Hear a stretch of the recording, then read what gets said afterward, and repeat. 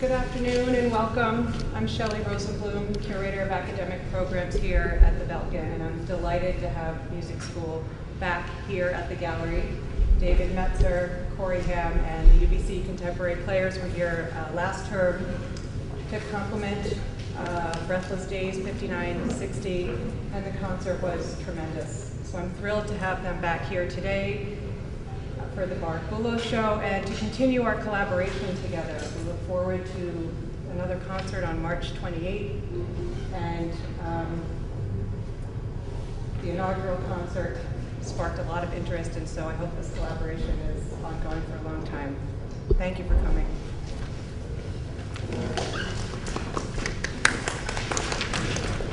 Hi, my name is David Metzer. My colleague Corey Ham and I, we're responsible for putting concerts together here at the stage at the Belkin. I'd like to thank Shelley for initiating this. And we had a great time putting a concert together last spring, which was for the 1959-1960 Breathless Days show. This concert's a little different than the one we gave at that time. That show, the concert in the spring, was linked directly to the show. So we did repertoire from that time period, and that was connected to themes brought up in the show. Today's concert is not connected to the Mark Boulos show. It's really a standard new music concert put on by Contemporary Players. I've thought of connections with the show, but I'm not going to venture any today right now. I think there are some, perhaps with the George Crumb, that's the one that stands out the most. I'll let you make your own connections, which if you've seen the show, you might hear some connections today. If you're hearing the concert, I encourage you to take in the show afterwards, and perhaps something will come to you then. But today is a standard new music concert that we would be putting on in the School of Music, and it's a concert that's been put together by Corey Ham. He's assembled the program, and I was looking at this program and trying to think, well, how does this one hold together? And I'm not sure what was going through Corey's mind, but then I looked at the program and I thought, it's the NAFTA concert, because it's composers from Mexico, the United States, and Canada. So that's the one theme I thought we will have the NAFTA concert today.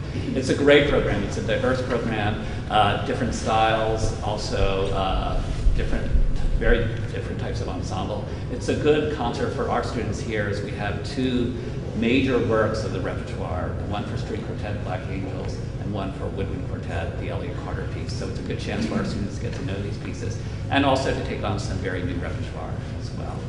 So what I'd like to do today is just say a few introductory words before each piece, and just give you a few things to keep in mind while listening to these and a few things to consider.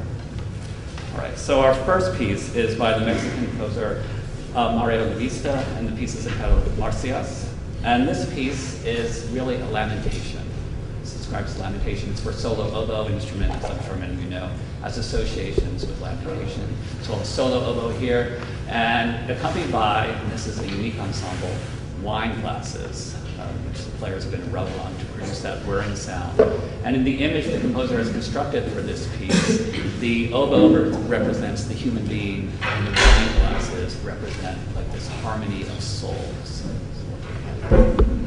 So just take a few moments here for so as we do, as you can imagine, with wine glasses, we require some silence.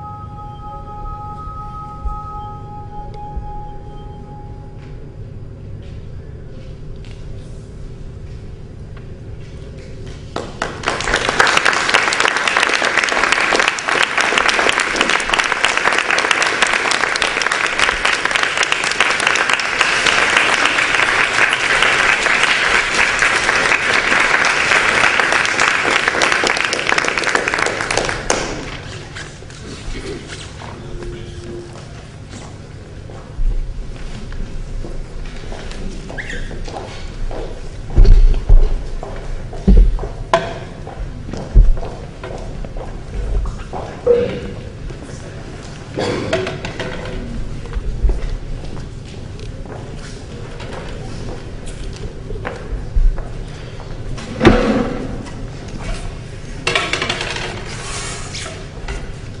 a few words while the ensemble is setting up. So I mentioned in my introductory remarks, George Crumb's Black Angels, a major piece of the string quartet repertoire. So having said it's a string quartet, if you look at your program, all you really need to do is look on stage. You'll see this is no standard string quartet. It is an electric string quartet or an amplified string quartet. And that amplification of the quartet is just part of Crumb's interest in getting unexpected sounds out of very familiar instruments. I'm sorry. How we're doing fire? Oh, I'll switch gears. Okay. The program I got in the email was a little order, different order. I can switch gears, Kelly. No, it's still a quartet. And this time it's for woodwinds. This piece warms a teacher's heart because it began as a pedagogical exercise. Carter was giving a class in instrumentation orchestration. He wanted to demonstrate what woodwind instruments can do. So he kept putting all these different things on the board to bring out their distinct properties of each instrument and how they work together as an ensemble. And then he realized what was on the board could become a piece. And so he slowly put it together as a piece. So we're going to do the first 4 of these etudes, and then you'll see each one is a study in a specific way. They each have a certain thing that goes along with them. The first is to demonstrate the range of the ensemble. So you'll hear the instruments playing in extreme ranges, high and low. You'll also get different textures. So they'll sometimes be playing together, but other times they'll be playing apart, sometimes in imitation. The second piece, they'll each be playing this really fast passage. It's meant to suggest birds in a way, and having been a flute player myself, we're often called upon to do birds. So I think woodwinds know this state quite well, but here we get a little more bird. And they pass it from one instrument to another. The third piece is interesting. It's one chord. It's a D major triad. And what the quartet is to do is to sustain this one chord. But while they're sustaining it, they each play a different note of the 3 notes of the chord. They move around playing a different note. And they also change color. Each one of the ensembles has a different color to begin with. Flute sounds different from oboe, clarinet, and all that. So by changing the notes, they bring out a different color of the chord. And then the fourth piece is this 1 2-note figure that is played over and over again, and also passed around between the different instruments as well.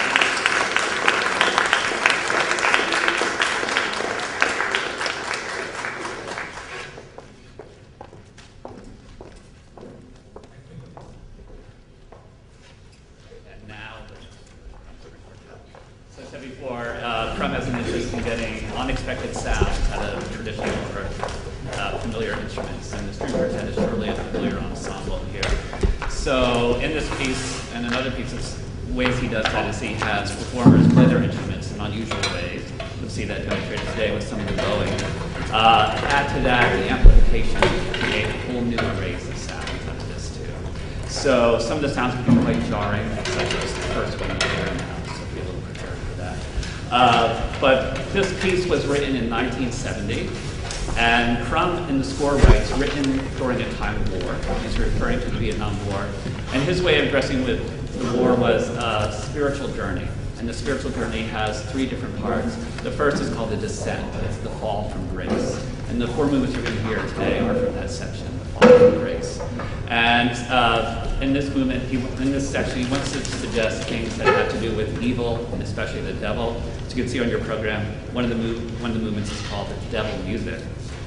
And Crumb has several ways of suggesting the devil in this and the three previous movements and the ones after that. I kindly asked the string players to suggest a few of these ways. But one of the ways to suggest the devil is by, and music people pick up on this one right away, but it's by a specific interval, distance between two notes. The interval is a tritone. It's an unstable interval and dissonant interval, but it has certain other qualities to it, so I'll just have that.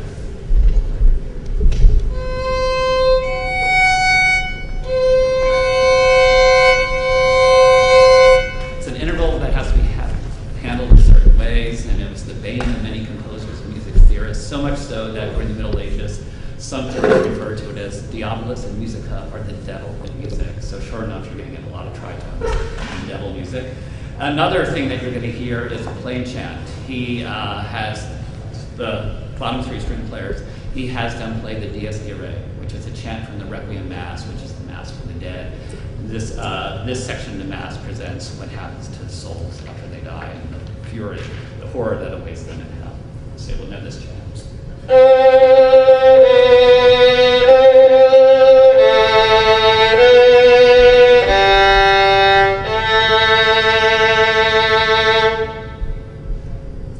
right, so a few things to listen to. But the overall thing with this piece is just to take in the many references and the many different sounds that Crumb gets from the song.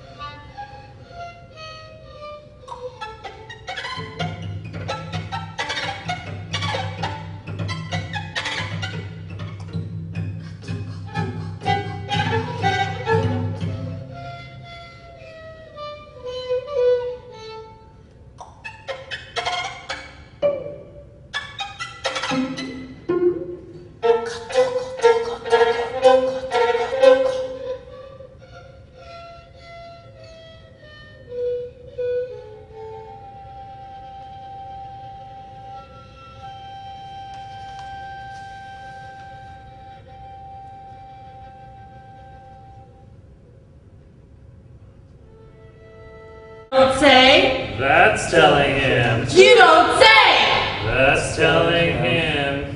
You don't say. That's telling him.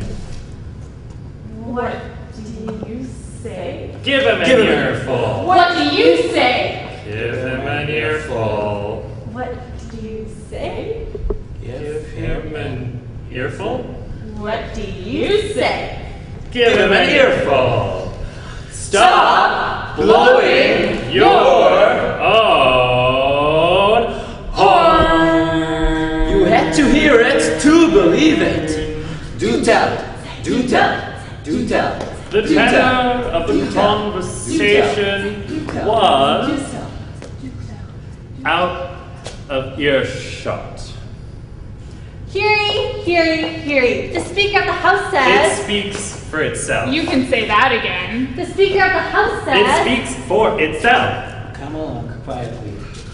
Give me a buzz. Give me a ring. Give me a shout. Give me a buzz. Give me a ring. Give me a shout.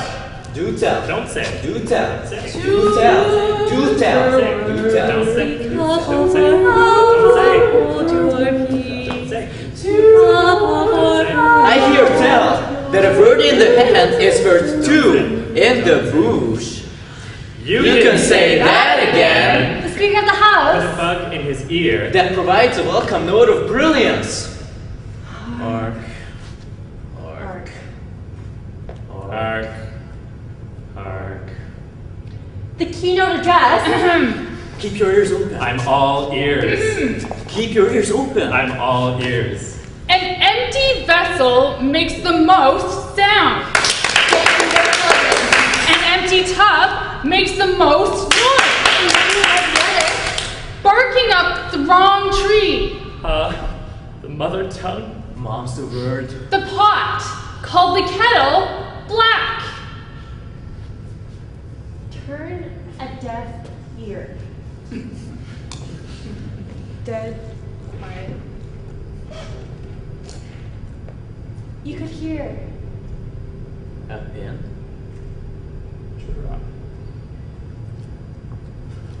They all chimed in. Have you heard the latest? Play to beat the band. Play to beat the band. Play to beat the band. Have you heard the latest? Play to beat the band. Play to beat the band. Play to beat the band. Play to beat the band. Have you heard the latest? Play to beat the band. Play to beat the band. Play to beat the band. Word in edgewise. Play to beat the band. Play to beat the band. Play to beat the band. A word Play to beat in the band. edgewise. Play to beat the band. Can't be a word in edgewise. Play to beat the band. Get a word in edgewise.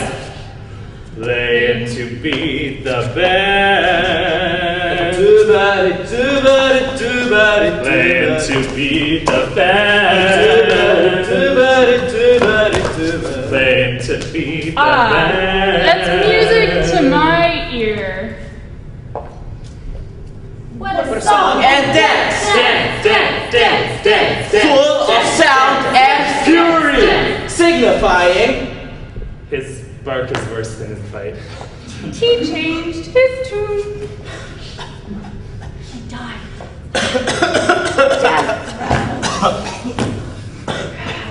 That's unheard of.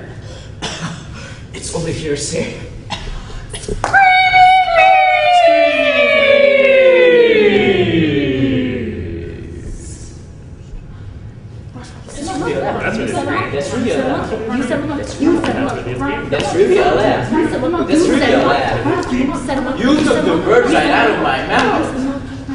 Put your money where your mouth is. Put your money where your mouth is. Put your money where your mouth is. Put your money where your mouth is. Ring up a sale, ring up a sale, ring up a sale. Money talks. Tick tock. In a manner of speaking. Talk. That rings a bell. Talk. Sound. Sound out. Sound sound Out. Sound. You can buy it for a song. All you have to do is whistle.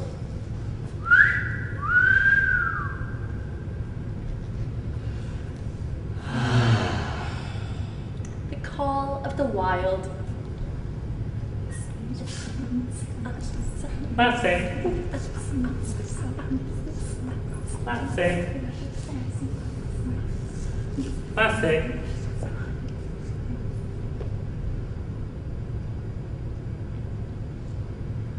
Silence is golden.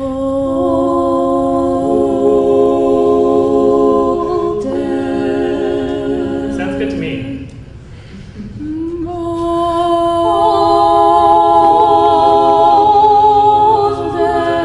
Sounds good to me. Sounds good to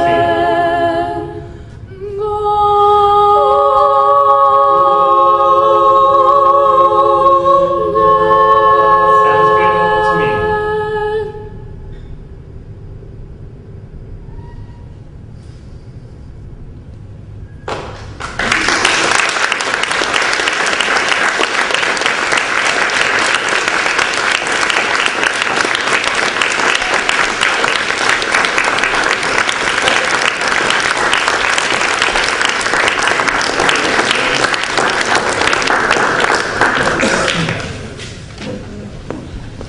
See you on March 28th. Yeah, so March 28th, the show which we'll be doing for the Faces exhibit. Please enjoy Mark Boulos while you're here. Thanks for coming.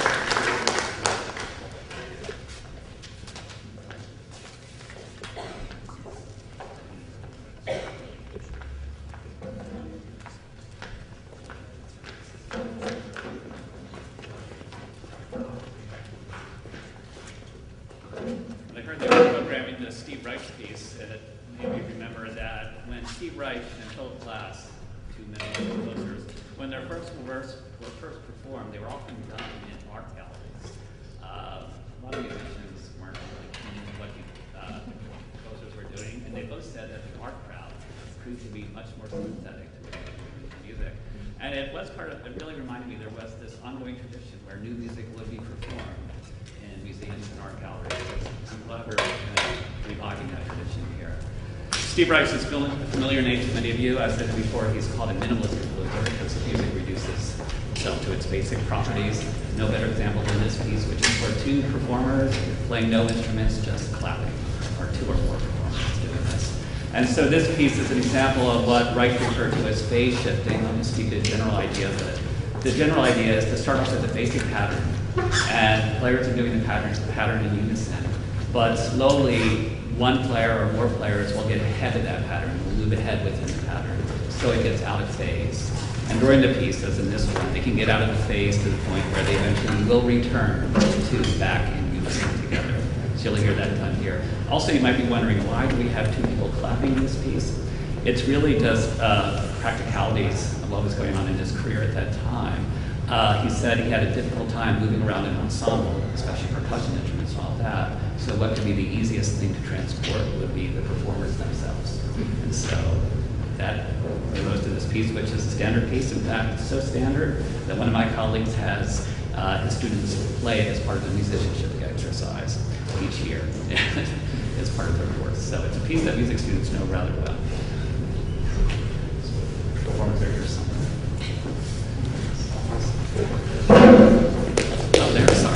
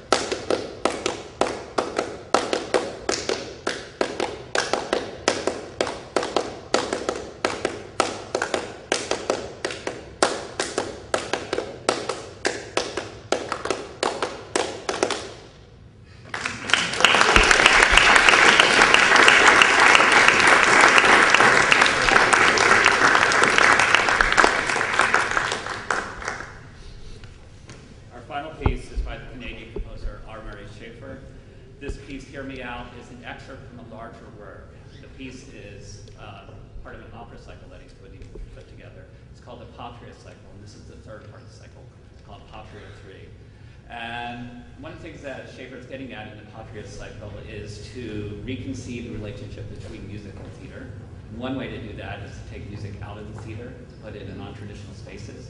And no better example of that than the prologue for this opera cycle, which takes place at a lake in Northern Ontario, not just a lake in Northern Ontario, a particular lake, and only that lake in Northern Ontario. The work is conceived as part of that site.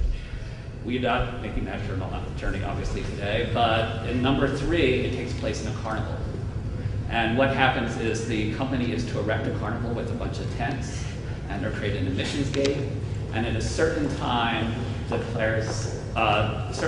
audience is let in, and if you're an audience member, you get to wander around, you get to go into a tent, hear an act, or something like that. There's also musicians wandering around doing things as such. In fact, Kevin McNeely from the English department is saying you were part of the group that walked around in different tents. Yeah, so you can be entertained while walking around, going into the tents themselves. And one of the pieces that you would hear going into a tent would be Hear Me Out. This piece right here. This piece is for a vocal quartet. There's very little singing in it though. What the musicians are doing is they're speaking lines, shouting lines, whispering lines, taking apart words, all sorts of vocal things. Once in a while, he does specify things with melody. He'll give you a few little directions. You'll get kind of close to singing in it, but it's really a speech piece. And the best way to take the piece in is something that's boisterous, is something that befits a carnival. What are they saying? You'll know everything they're saying because they're some of the most familiar lines possible. He liked to take these little cliché bits of speech and just kind of rearrange them, put them in new context with each other, and have them delivered to you in this really kind of carnivalesque way. Don't say. That's telling him. You don't say. That's telling him. You don't say. That's telling him. What do you say? Give him an earful. What do you say? Give him an earful. What do you say? Give him an earful. What do you say? Give him an earful. Stop blowing your own horn. You had to hear it to believe it. Do tell, do tell, do tell. The tenor of the conversation was out of earshot. Hearing, hearing, hearing. The Speaker of the House It says. speaks for itself. You can say that again. The Speaker of the House says. It speaks for itself. Come on, quietly. Give me a buzz. Give me a ring. Give me a shout. Give me a buzz. Give me a ring. Give me a shout. Do tell. Don't say. Do tell. Don't say. Do tell. Do tell. Do tell. Don't say. Don't say. Don't say. Don't say. I hear tell that a word in the hand is worth 2 in the bush. You can say that again. The Speaker of the With a House. bug in his ear. That provides a welcome note of brilliance. Arc. Arc. Arc. Arc. The keynote address. Keep your ears open. I'm all ears. Keep your ears open. I'm all ears. An empty vessel makes the most sound. An empty tub makes the most noise. Barking up the wrong tree. The mother tongue. Mom's the word. The pot called the kettle black. Turn a deaf ear. Dead quiet. You could hear. And?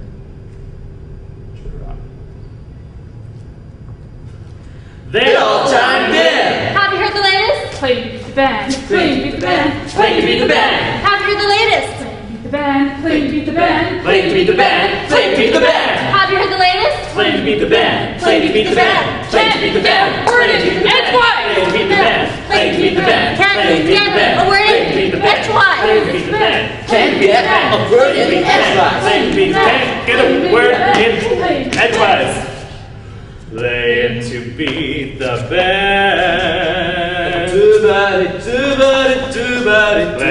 to be the band. Playing to be the band. That's music to my ear. What a Song and dance. Dance. Full of sound and fury. Signifying. His bark is worse than his bite. He changed his tune. He died.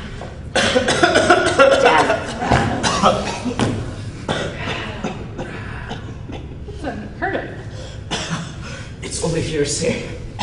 That's really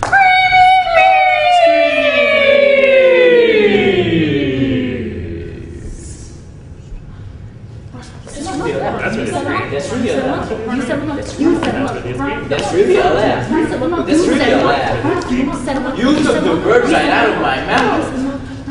Put your money where your mouth is. Put your money where your mouth is. Put your money where your mouth is. Put your money where your mouth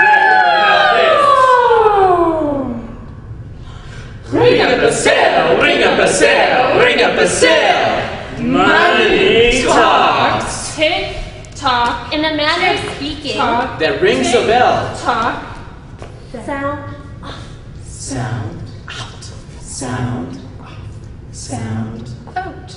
Sound. You can buy it for a song. All you have to do is whistle.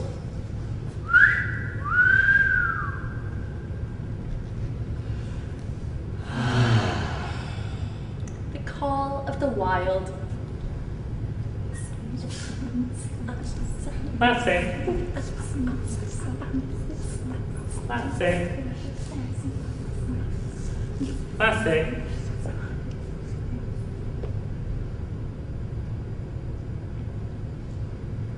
Silence is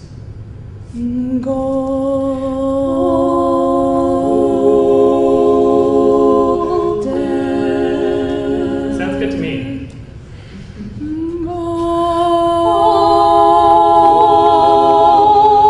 Sounds good to me. Sounds good to me.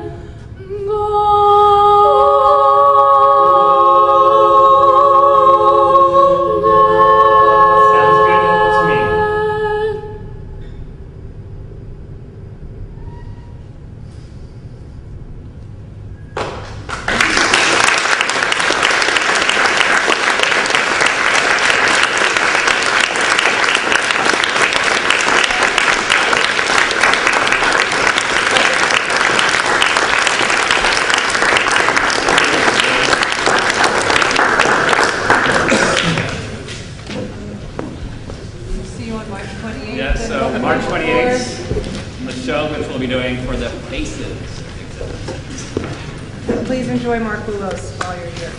Thanks for coming.